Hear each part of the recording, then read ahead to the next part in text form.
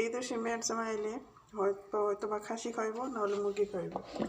আর আজকে আমাদের বাড়িতে মেয়ের জামাই এসে, আমি আজকে এটি দিয়ে মেয়ের জামাইয়ের শাকরখানা বানাই দিব, এইটি দিয়ে আর একটা মুরগি দিয়ে।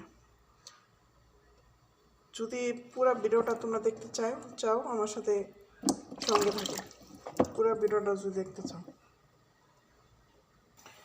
এই যে দেখো, এখানে আমি দিলাম কড়াইতে হলো তেল গরম হয়ে গেছে গা। এখন দিলাম হলো মিষ্টি কুমড়া। এখন আমি মিষ্টি কুমড়াটা ভাজে নিলাম। অলরেডি আমার মিষ্টি কুমড়া ভাজা হয়ে গেছে। এভাবে আর কি সব সবজিটি ভাজে নেব। এখন আমি দিব খুবসটি আমি সুন্দর করে ধুয়ে কেটে নিছি। এভাবে সমস্ত সবজি আর কি আমি ভাজে নিই, ঠিক আছে।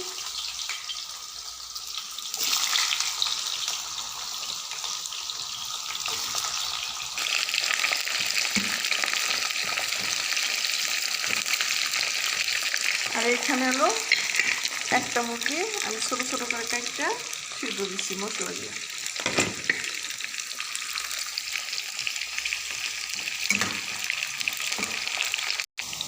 এইখানে নিচ্ছি গাজর, আবার গাজর নিচ্ছি। গাজরটা প্রায় আমার ভাজা হয়ে গেছে। আর এইখানে পানি বলছি, ওইখানে সাদা ভাত রান্না করুন। এইখানে দিয়ে দিলাম কপি।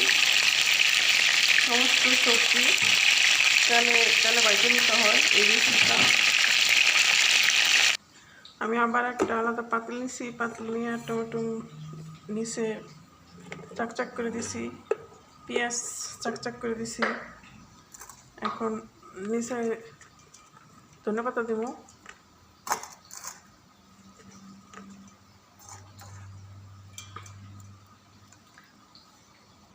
তারপর সামান্য একটু লবণ ছিটাই দিবেন উপর দিয়ে।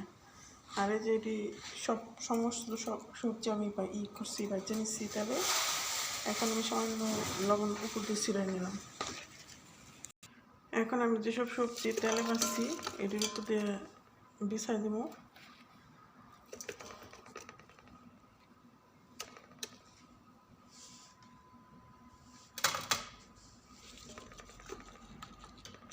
আমার অলরেডি সাদা ভাত হয়ে গেছে গা। ভাত একেবারে ফুটায়, যদি রান্না করতে চাও একেবারে ভাত ফুটায়ও না, মানে হালকা, মানে দেখবা কি মাইস আছে কি নেই। আমারটা একটু শক্ত রয়েছে, একটু ইউব। তারপরে যারা ফেনা গেল, মানে ফেনা গালতে পারো, একটু মাইস রেখে গালবা। আমি এখন এই ভাত এর উপর দিয়ে দিব।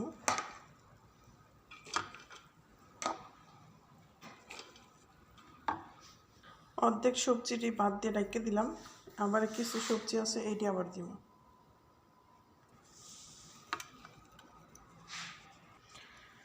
এখন আমি আবার ভাত দিয়ে এটি সবজি রেখে দেব।